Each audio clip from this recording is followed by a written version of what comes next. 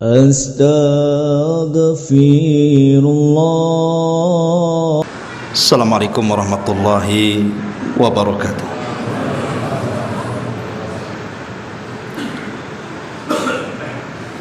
Alhamdulillah wassalatu wassalamu ala Rasulillah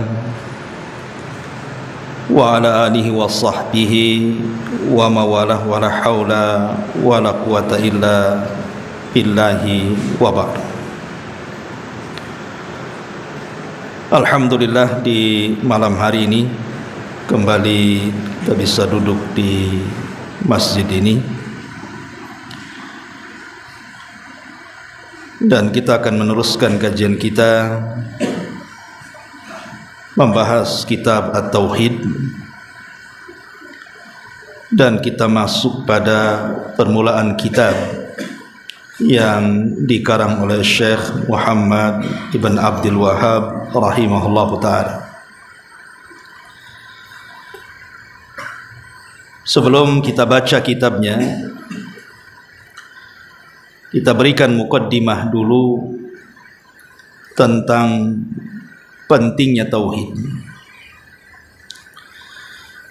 Ma'asyiral muslimin yang dimuliakan Allah Subhanahu wa taala, kenapa kita harus mempelajari tauhid dulu sebelum yang lainnya? Dalam sebuah hadis yang dikeluarkan Al-Bukhari dan Muslim dari hadis Abdullah ibn Abbas radhiyallahu anhuma, ketika Nabi SAW mengutus salah seorang sahabat Rasul bernama Mu'ad ibn Jabal radhiyallahu anhu, dan Mu'ad adalah sahabat yang paling paham tentang halal dan haram, kemana? Ke Yaman. Salah satu pesan Nabi SAW adalah ud'uhum ila syahadati an la ilaha illallah wa anni rasulullah. Serulah mereka, ajak mereka kepada persaksian bahwa tidak ada sesembahan yang berhak disembah kecuali Allah, dan aku adalah utusan Allah Subhanahu wa ta'ala. Dari sini kita tahu bahwa pesan yang pertama diberikan Nabi SAW kepada setiap pendakwah adalah menyerukan kepada kalimatut tauhid. Jelaskan kepada mereka tentang apa itu tauhid. Karena ini seruan para nabi dan rasul, bahkan wasiat para nabi dan rasul. Dalam sebuah hadis atau sebuah athar, ada satu wasiat yang diwasiatkan oleh Nabi Allah Yahya alaihi salam dan juga Isa alaihi salam. Karena Nabi Yahya dan Isa itu kan satu zaman, bahkan ada kekerabatan. Dijelaskan oleh seorang sahabat namanya Al-Harith Al-Ash'ari radhiyallahu anhu bahwa Nabi Allah SAW mengatakan, innallaha azza wa jal amara Yahya ibn Zakaria alaihi salam bi khamsi kalimat. Kata Nabi SAW bahwa Allah Subhanahu wa ta'ala satu hari memerintahkan Yahya ibn Zakaria untuk menyampaikan 5 kalimat. Yang 5 kalimat ini an ya'mala bihinna, agar diamalkan, wa an ya'mura bani Israil an ya'malu bihinna, bukan hanya diamalkan oleh seorang nabi, tapi juga diperintahkan kepada Bani Israel untuk mengamalkannya. Maka ketika itu Nabi Yahya alaihi salam tidak lantas menyampaikan perkara ini kepada Bani Israel, sampai satu hari Nabi Isa ini mengingatkan, kenapa engkau tidak sampaikan perintah Allah Subhanahu wa ta'ala untuk menyampaikan 5 kalimat itu kepada Bani Israel? Kemudian Isa menawarkan, aku yang menyampaikan atau engkau yang menyampaikan? Maka kemudian Yahya ibn Zakaria mengatakan, sebaiknya aku yang akan menyampaikan. Sebab kalau seandainya aku tidak sampaikan, kata Nabi Allah Yahya ini, ahsa'an sabaqtani an u'adzab au yukhsab bi. Dikhawatirkan nanti azab sampai kepadaku, atau boleh jadi aku akan digempakan Allah Subhanahu wa taala. Akhirnya Yahya pun mengumpulkan Bani Israel. Setelah Nabi Yahya mengumpulkan Bani Israel di mana? Di Baitul Maqdis, dan datanglah Bani Israel dari mana-mana berkumpul di Masjid Al-Aqsa. Maka mulailah dia memuji Allah Subhanahu wa taala. Kemudian dia mengatakan, innallaha amarani bi khamsi kalimatin an a'mala bihinna wa amurakum an ta'malu bihinna. Hei Bani Israel, Allah telah memerintahkan diriku dengan 5 kalimat agar aku mengamalkan 5 kalimat itu, dan aku juga perintahkan kalian dengan 5 perkara itu, dan agar kalian mengamalkannya. Kemudian beliau menyebutkan salah satunya adalah an ta'budullaha wa la tusyriku bihi syai'an fa inna masala dzalika masalu rajulin ishtara 'abdan min khalisi malihi biwarikin aw dhahabin faja'ala ya'malu wa yu'addi ghallatahu ila ghairi sayyidihi fa ayyukum sarrahu an yakuna 'abduhu kadzalik fa innallaha azza wa jal khalaqakum wa razaqakum fa'buduhu wa la tusyriku bihi syai'an. Apa kata Nabi Allah Yahya alaihi salam kepada Bani Israel?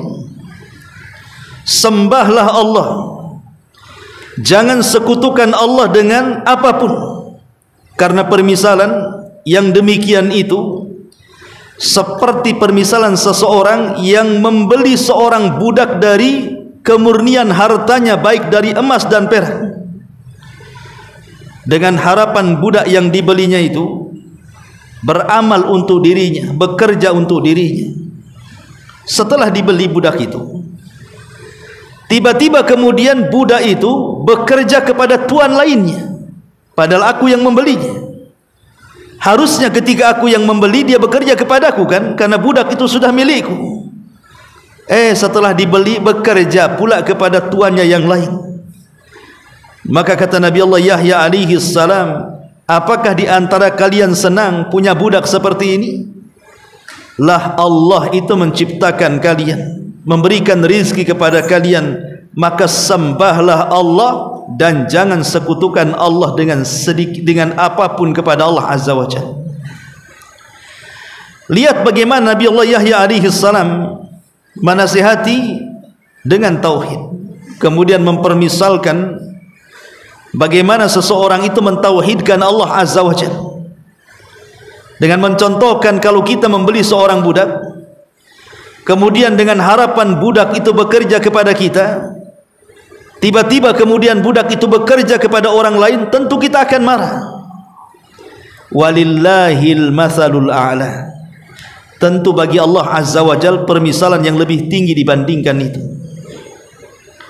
Logikanya adalah apabila Allah Subhanahu wa taala telah menciptakan kita, memberikan penghidupan kepada kita, rizki yang luar biasa kepada kita, kan harusnya kita bersyukur kepada Allah kan, yang telah memberikan segalanya kepada kita. Dengan cara solat kita berikan kepada Allah, puasa kita berikan kepada Allah, baca Quran kita berikan kepada Allah, dan seluruh ibadah baik lahir ataupun batin maka kita diberikan kepada Allah. Tiba-tiba kemudian orang ini malah beribadah kepada selain Allah. Tiba-tiba Allah murka, tidak? Jelas murka lah kan begitu. Dia yang menciptakan, dia ngasih rizki, diibadah pula pada zat selain daripada pemberi rizki dan yang menciptakannya. Nah, ini menunjukkan bahwa wasiat tauhid itu sudah ada sejak zaman para nabi. Atau contoh yang lainnya, wasiat Nabi Allah Nuh alaihi salatu wassalam. Nabi Nuh alaihi salatu wassalam juga pernah berwasiat, dan itu dijelaskan dalam sebuah riwayat dari Abdullah ibn Amr ibn As radhiyallahu anhu.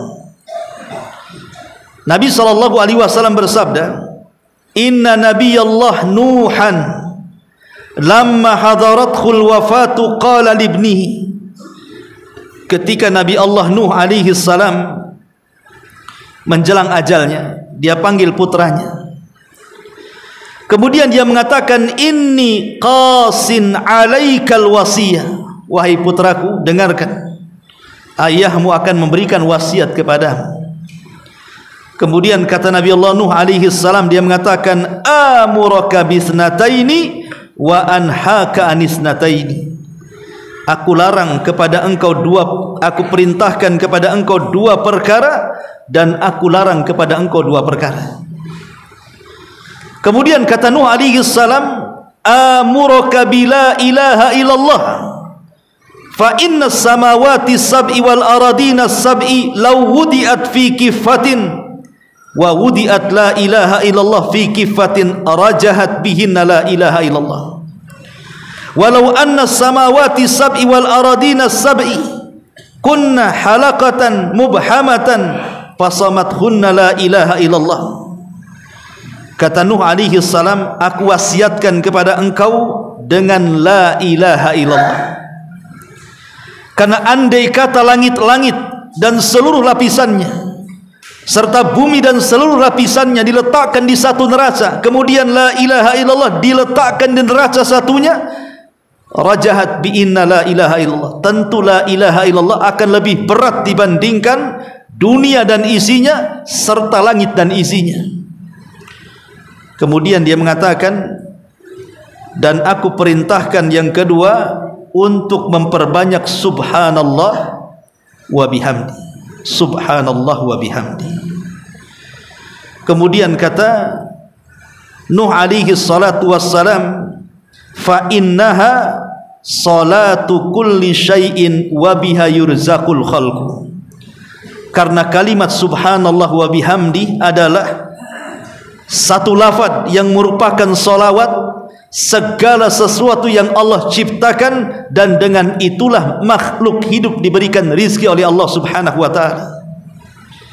Jadi kalau seandainya kita diperdengarkan pohon pisang itu bertasbih, bersalawat, maka kita akan dengar mereka mengucapkan subhanallah wa bihamdi. Kalau seandainya gunung-gunung itu diperdengarkan bagaimana mereka bertasbih dan bersalawat, maka kita akan mendengar gunung mengucapkan subhanallah wa bihamdi, dan begitu seterusnya. Ini wasiat Nuh alaihi salam. Dan yang kedua, wa anhaakum anisyirki wal kibri. Dan aku larang kepadamu dua perkara. Pertama, kesyirikan lawan daripada tauhid, dan yang kedua, kesombongan. Tapi di sini lihat wasiat Nuh alaihi salam mewasiatkan agar anaknya tidak terjerumus kepada kesyirikan dan agar mentauhidkan Allah azza wajalla. Begitulah wasiat para nabi. Wasiat para nabi dan rasul sebelum Nabi kita Muhammad sallallahu alaihi wasallam. Bahkan seluruh dakwah para nabi dan rasul juga demikian. Makanya kalau kita lihat di dalam Al-Qur'anul Karim, seruan para nabi dan rasul semuanya mengajak ke dalam tauhid.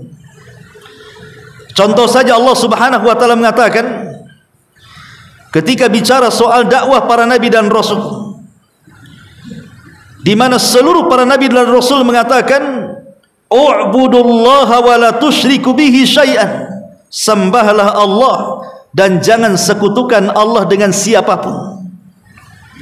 Allah berfirman, wa Ibrahim idh qala liqaumihi ibudullaha. Dan ingatlah ketika Ibrahim berkata kepada kaumnya, sembahlah Allah.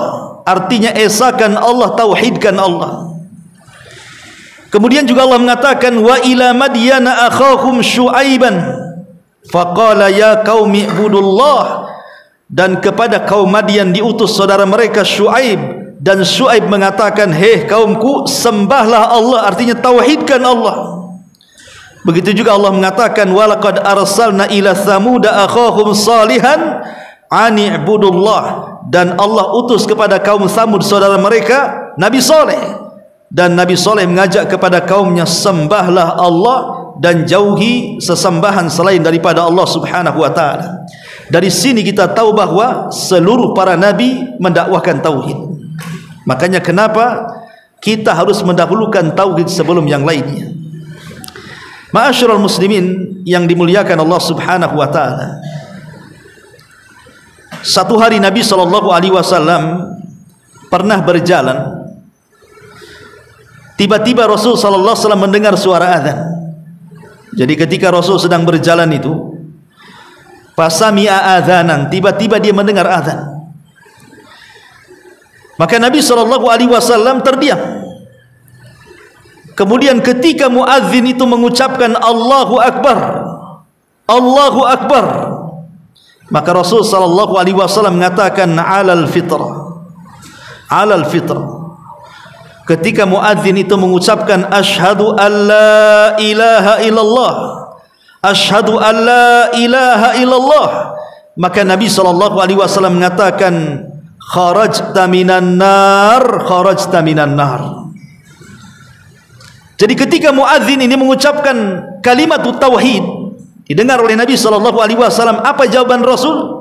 Engkau telah keluar dari neraka, engkau telah keluar dari neraka, kata Rasul. Dari sini kita tahu bahwa tauhid itu penyebab besar seseorang dikeluarkan dari api neraka. Bahkan Abi Dzar Al-Ghifari radhiyallahu anhu, satu hari dia datang kepada Nabi SAW minta wasiat.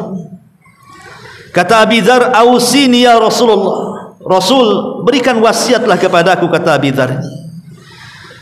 Maka Nabi SAW mengatakan idza amilta sayyi'atan fatba'ha hasanatan tamhuha. Kalau engkau melakukan keburukan ya Abu Dzar, maka lekas ikuti dengan kebaikan, karena kebaikan itu bisa menghapuskan keburukan. Dan itu harusnya yang kita lakukan, ikhwan. Seperti umpamanya kita ini setiap hari kan berbuat dosa yang tidak tahu kecuali kita dengan Allah. Hari-hari antum pegang handphone kan. Terkadang dalam handphone itu entah apa yang kita baca di situ, entah apa yang kita tonton di situ. Terkadang menonton aurat-aurat perempuan di situ. Terkadang membaca berita-berita hoax di situ. Macam-macam kita lihat itu. Dan ketika kita membaca ataupun melihat handphone itu kan posisi kita sendirian, ikhwan. Sehingga tidak ada yang tahu kecuali kita dengan Allah Subhanahu wa taala.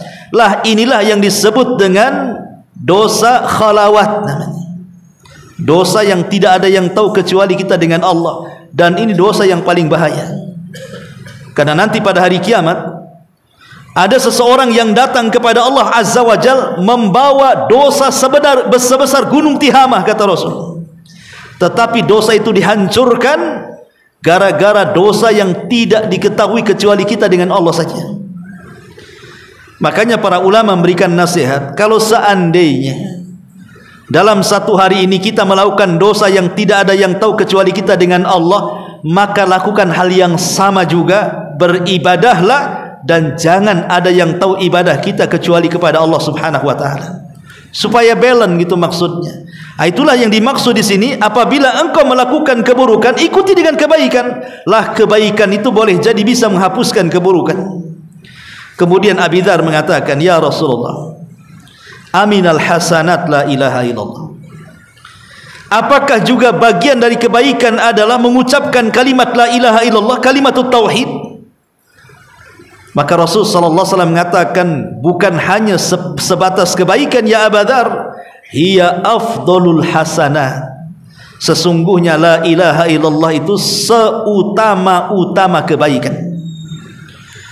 Sesungguhnya la ilaha illallah adalah seutama-utama kebaikan. Artinya dari seluruh kebaikan yang ada, tauhid itu paling tinggi kebaikannya. Makanya kita mempelajari tauhid supaya kita mengenal afdalul hasanah, sebaik-baik kebaikan itu apa. tauhid, ya kan?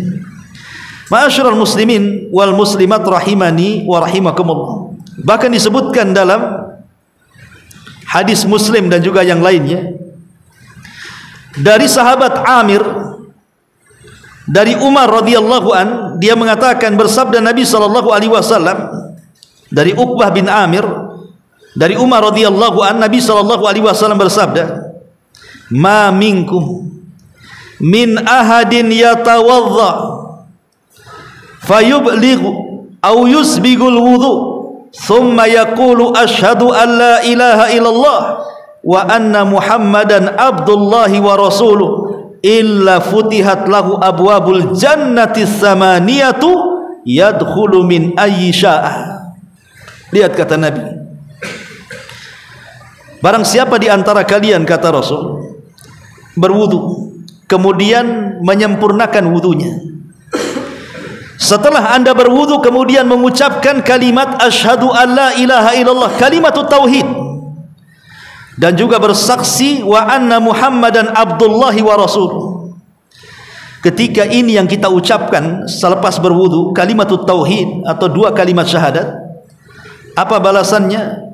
Kata Nabi SAW, akan dibukakan padanya 8 pintu sorga, dan kita bisa masuk dari 8 pintu sorga manapun yang kita sukai. Lihat bagaimana keagungan tauhid, ya. Memilih kita ini masuk ke dalam sorga dari pintu mana yang kita sukai. Padahal pintu sorga itu kan disesuaikan dengan kebiasaan kita beramal. Kalau kita ahli solat, masuk dari pintu solat. Kalau kita ahli sedekah, masuk dari pintu sedekah. Kalau kita ahli puasa, masuk dari pintu royan. Tetapi khusus yang mentauhidkan Allah Azza wa Jalla, maka dia akan masuk dari 8 pintu sorga, silahkan dari mana pintu itu yang kita sukai. Dan ini menunjukkan keutamaan tauhid namanya. Ma'asyiral muslimin yang dimuliakan Allah Subhanahu wa taala. Kemudian juga dalam sebuah hadis yang dikeluarkan oleh Al-Albani rahimahullahu taala dan dinyatakan sahih hadis ini dari Hudzaifah bin Yaman. Hudzaifah bin Yaman, pemegang rahasia Nabi. Apa kata Hudzaifah?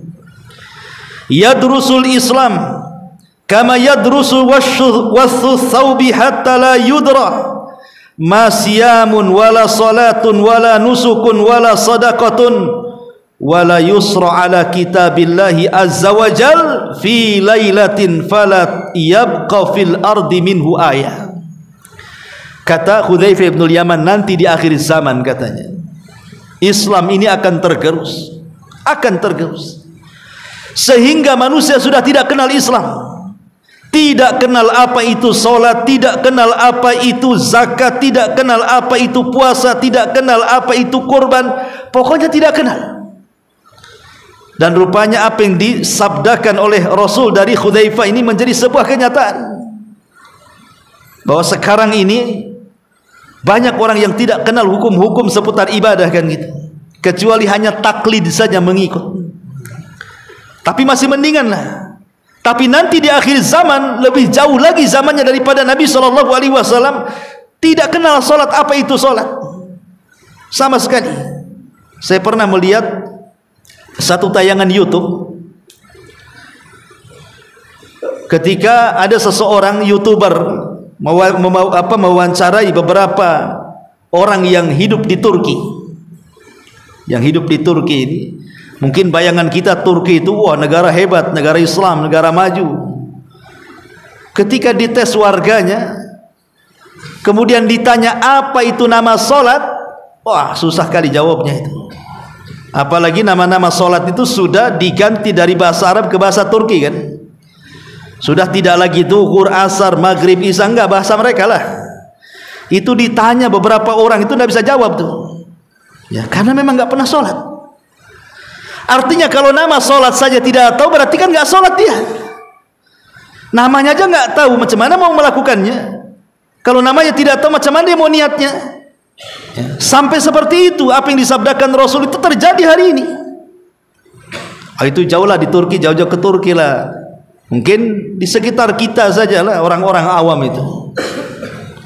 Kalau mereka masih mending lah, tidak sholat tapi nama-nama sholat masih hafal lah. Tapi nanti kata Rasul, satu hari mereka nggak akan tahu apa itu sholat, apa itu puasa, apa itu zakat.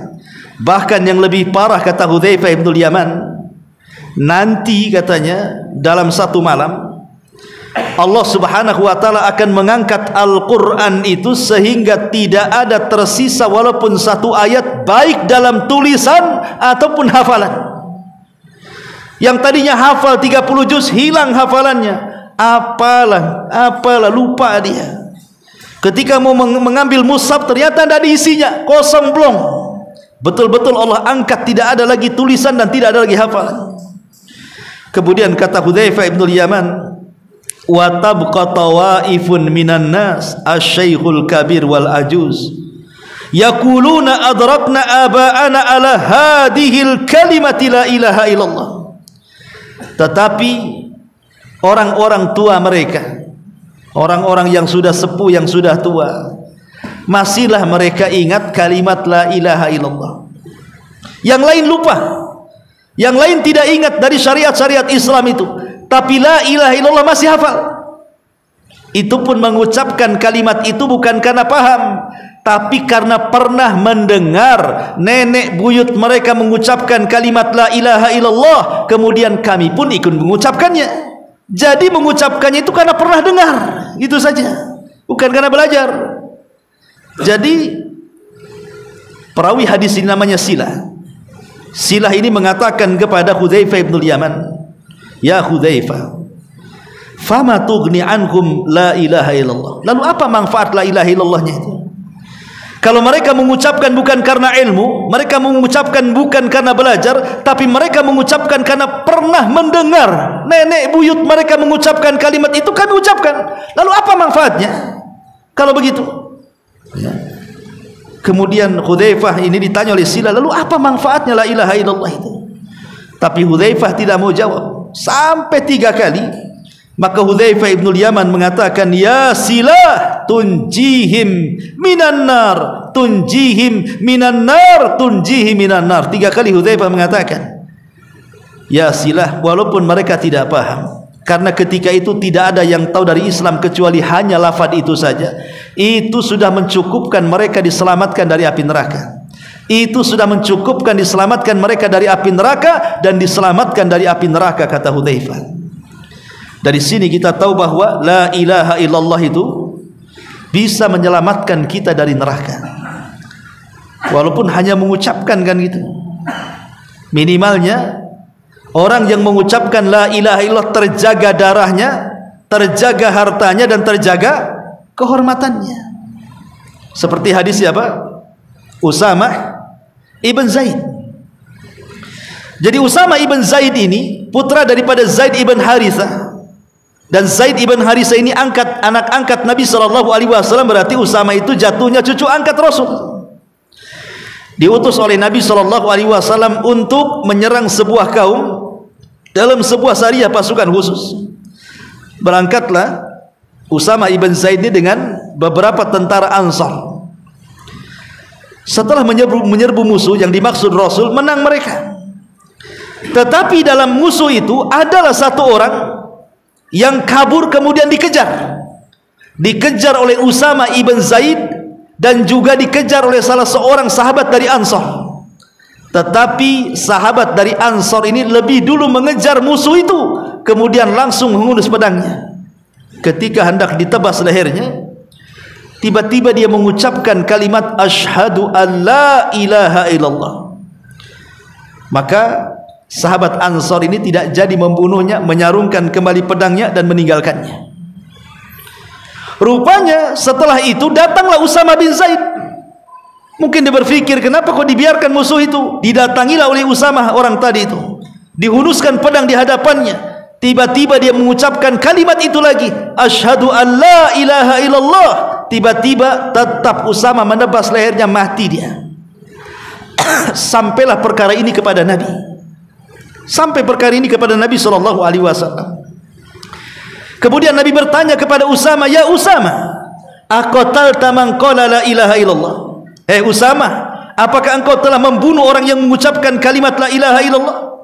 Kata Usamah, ya Rasulullah, orang itu mengucap kalimat la ilaha illallah itu karena takut pedangku loh. Ini kan situasi perang, bisa saja dia bohong, dia takut pedangku sehingga dia mengucapkan kalimat itu ya Rasulullah. Maka Nabi SAW mengatakan, ya Usamah, afala syaqaqta an qalbi, kau sudah robek dadanya, kau lihat jantungnya, apakah dia mengucapkan karena takut pedang atau karena ingin masuk Islam? Kemudian Rasul mengatakan, ya Usamah, kaifa bila ilaha illallah idza ja'atka yaumul qiyamah. Hei Usamah, bagaimana pertanggungjawaban kamu dengan la ilaha illallah apabila datang menghadap Allah kemudian mengatakan, ya Rabb, orang ini telah membunuh orang yang mengucapkannya. Apa yang akan kau pertanggungjawabkan di hadapan Allah ya Usamah? Lihat bagaimana hadis Usamah ini menunjukkan bahwa minimalnya orang yang mengucapkan kalimat la ilaha illallah itu tidak boleh dibunuh. Makanya Rasul marah kan begitu. Artinya haram hartanya untuk diambil, haram darahnya untuk ditumpahkan, dan haram kehormatannya untuk dirobek. Sebagaimana Nabi SAW mengatakan dalam hadis qudus, dalam ceramah di padang Arafah, ya ayyuhan nas, inna dima'akum wa amwalakum wa a'radakum haramun ka hurmati yaumikum hadha. Darah kalian, harta kalian, kehormatan kalian terjaga dalam Islam, tidak boleh ditumpahkan. Ma'asyiral muslimin wal muslimat rahimani wa rahimakumullah. Dari sini kita tahu bahwa tauhid itu sangat penting dalam kehidupan kita. Makanya kalau antum baca surah Al-Baqarah ya di awal-awal tuh, setelah Allah Subhanahu wa taala menyebutkan sifat-sifat orang yang beriman, kemudian setelah itu menyebutkan sifat-sifat orang kafir, kemudian setelah itu menyebutkan sifat-sifat orang munafik, kemudian Allah buka Quran itu dengan kalimat, ya ayyuhan nasu'budu rabbakumul ladzi khalaqakum walladzina min qablikum la'allakum tattaqun. Wahai manusia, sembahlah Allah, esakan Allah, tauhidkan Allah, gitu maksudnya, karena dia zat yang telah menciptakan kalian dan orang-orang sebelum kalian agar kalian takut dan bertakwa kepada Allah Subhanahu wa taala. Menunjukkan khitab pertama dalam Quran adalah mengajak manusia ke dalam tauhid. Karena ini panggilan pertama. Ya, di permulaan surat Al-Baqarah panggilan pertama itu ya ayyuhan nasu'budu rabbakum. Wahai orang-orang, wahai manusia, sembahlah Allah dan jangan sekutukan Allah Azza wa Jalla. Kalau ini panggilan pertama, menunjukkan bahwa tauhid dulu sebelum yang lainnya. Tauhid dulu sebelum yang lainnya. Ma'asyiral muslimin yang dimuliakan Allah Azza wa Jalla. La Syekh Muhammad bin Abdul Wahhab rahimahullahu taala dalam kitab tauhid ini, beliau memfokuskan kepada satu tauhid yang memang tauhid itu adalah asas dakwah seluruh para nabi. Dan inilah satu-satu kitab yang secara khusus menjelaskan tentang tauhid uluhiyah. Memang sebelumnya ada, seperti Imam Bukhari dalam kitab Sahih Bukhari, dia membuat bab sama dengan Syekh Muhammad bin Abdul Wahhab tentang tauhid di ujung-ujung kitab Sahih Bukhari itu. Tapi kan tidak disendirikan karena tergabung di Sahih Bukhari. Tapi kalau Syekh Muhammad bin Abdul Wahhab tidak, dia memang mengarang satu kitab khusus. Dan hebatnya gitu ya, dalam kitabnya tidak ada pendapat dia sendiri dicantumkan di situ. Coba antum baca dalam kitab tauhid, tidak ada pendapat Syekh Muhammad bin Abdul Wahhab dengan mengatakan kultu, aku katakan, enggak ada. Itu hebatnya dalam kitab itu, tidak ada pendapat dia di situ. Walaupun dia yang mengarang. Karena dia hanya mencantumkan bab, kemudian dalil dari Al-Qur'an, dalil dari sunnah, kemudian aqwal salaf yang mencocoki bab itu. Persis seperti susunan Imam Bukhari ketika membuat bab dalam Sahih Bukhari. Makanya sebagian para ulama sampai mengatakan kitab tauhid itu seolah-olah juz'un min Sahihil Bukhari. Dia seolah-olah bagian daripada Sahih Bukhari karena tabwibnya hampir mirip itu masalahnya. Dan hebatnya memang ini satu-satunya kitab yang belum pernah dikarya orang sebelum dan sesudahnya memfokuskan bicara tentang tauhid uluhiyah.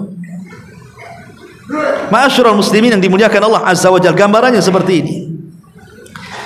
tauhid ini terbagi menjadi dua.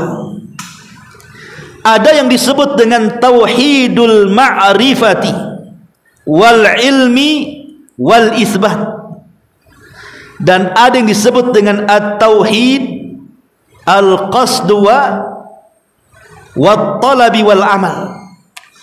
Jadi tauhid itu ada yang bersifat itu pengetahuan, tauhidul ma'rifah, pengetahuan, atau tauhidul ilmi. Tauhid ya sama, ilmu juga pengetahuan, pembelajaran gitu, dan penetapan.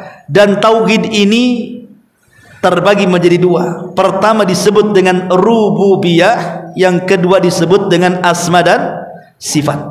Itu disebut tauhidul ma'rifat namanya. Tauhid yang bicara soal pengenalan kita kepada Allah.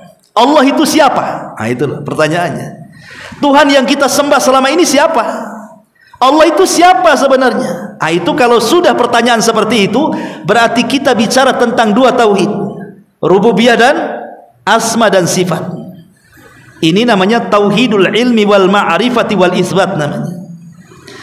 Tapi di sana ada tauhid al-qasdu wa talab, atau disebut dengan tauhidul amal. Tauhid yang berkenaan dengan amalan manusia kepada Allah Subhanahu wa taala. Itulah yang disebut dengan tauhid al-uluhiyah. Itu bicara soal amalan kita, salat, puasa, zakat, haji, menyembelih dan macam-macam. Itulah amalan yang tidak boleh diberikan kecuali kepada Allah Subhanahu wa taala. Adapun tauhid yang pertama, tauhid rububiyah, yang terkandung padanya tauhid al-asma wa sifat. Sebagai contoh saja, di dalam Al-Quran surah Al-Ikhlas, di dalam Al-Quran itu kan ada dua surat Al-Ikhlas. Satu, Qul huwallahu ahad, itu disebut Al-Ikhlas. Yang kedua, Qul ya ayyuhal kafirun, itu juga disebut surah Al-Ikhlas. Jadi surat Al-Ikhlas itu dua. Makanya dua surat ini selalu digandengkan dalam sholat sunnah oleh Nabi. Ya, biasanya dalam sholat sunnah fajar atau sholat sunnah tawaf itu membaca dua surat ini kan, karena dua-duanya disebut Al-Ikhlas. Cuman bedanya, kalau Qul huwallahu ahad Allahus samad itu bicara tentang rububiyah, dan bicara tentang al-asma wa sifat. Tapi kalau Qul ya ayyuhal kafirun itu bicara soal uluhiyah. Itu bedanya. Dan yang paling banyak dibahas para ulama dan paling banyak pertentangan di kalangan firqul Islam, firqah Islam, itu dalam tauhid yang pertama, rububiyah dan asma dan sifat. Inilah yang paling banyak menyimpang. Sehingga Nabi SAW bersabda bahwa umatku akan terpecah menjadi 73 kelompok, 72 terancam neraka dan 1 direct masuk surga. Ini pecahan-pecahan ini, yang 72 ini yang terancam neraka, itu umumnya penyimpangannya dalam bab tauhid rububiyah dan dalam bab tauhid asma dan sifat. Dari sinilah banyak para ulama mengarang kitab seperti yang sudah kita kaji, Syarhus Sunnah li Imami Al-Barbahari, kemudian Usulus Sunnah Imam Ahmad, Usulus Sunnah li Ibni Zamanin, Usulus Sunnah lil Khumaidi, kemudian Asy-Syari'ah, kemudian Lum'atul I'tiqad li Ibni Qudamah. Macam-macam ulama itu mengarang kitab-kitab akidah untuk menjelaskan penyimpangan di dua tauhid ini, rububiyah dan uluhiyah.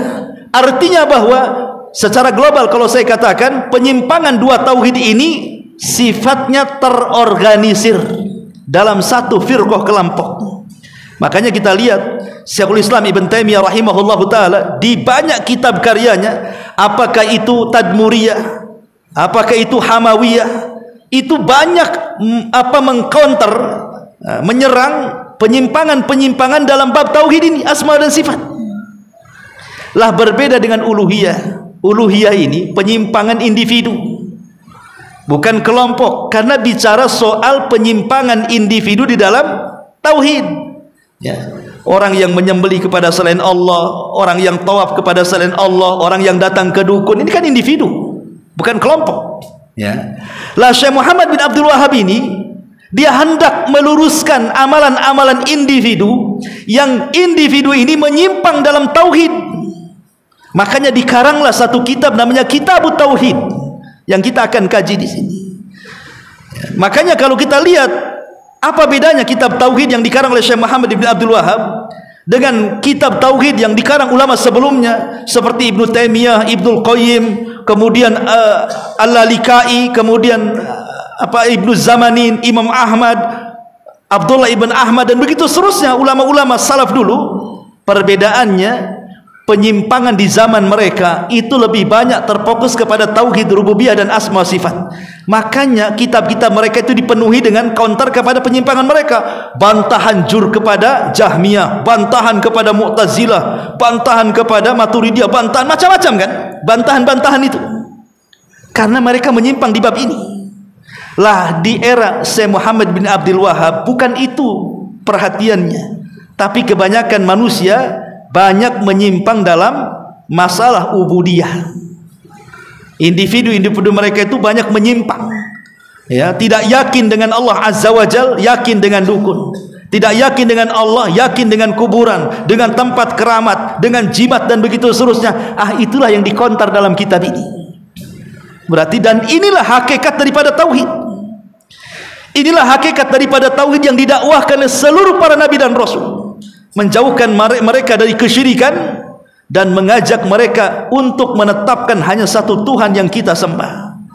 Sehingga kitab ini sangat berharga untuk kita kaji. Jangan mengatakan, Ustaz, aduh tauhid lagi katanya. Yang lain lah Ustaz, dah bosan di sana tauhid, sini lagi tauhid, sana tauhid. Begini, ada satu kisah. Kalau seandainya antum punya tetangga, tiba-tiba nih tetangga ini jahat, melakukan mutilasi, pembunuhan yang sangat kejam. Kemudian dia membunuh bukan 1 orang, 10 orang dimutilasi, dikubur pula di rumahnya. Heboh enggak tuh? Heboh lah. Gimana enggak heboh? Dan itu terjadi di negeri kita kan? Ada orang mutilasi, itu beritanya berhari-hari itu. Beritanya berhari-hari, orang yang membunuh mutilasi dikubur di rumahnya itu. Enggak selesai-selesai itu. Asik itu aja nengok YouTube itu. Sementara ketika ada orang datang ke dukun, meminta kepada dukun, atau datang ke kuburan meminta-minta, kenapa beritanya tidak dihebohkan? Pertanyaannya, mana besar dosa membunuh dengan dosa melakukan kesyirikan? Dosa syirik lebih besar daripada membunuh kan? Kenapa lebih tenang-tenang saja kita melihat kesyirikan dan kita merasa galau ketika melihat situasi yang seperti itu? Itu maknanya kita belum ada tauhid di situ. Tauhid kita ini masih kurang, makanya perlu belajar kepada tauhid. Kalau perhatian kepada kesyirikan masih kurang, malah kepada dosa di bawah itu malah kita tenang-tenang saja. Makanya penting kita belajar kitab tauhid. Wallahu alam. Ini saja sebagai muqaddimah, insyaallah kita minggu depan masuk pada bab yang pertama. Subhanakallah bihamdika asyhadu an la ilaha illa anta astaghfiruka wa atubu ilaik. Allahu ta'ala alam. Assalamualaikum warahmatullahi wabarakatuh.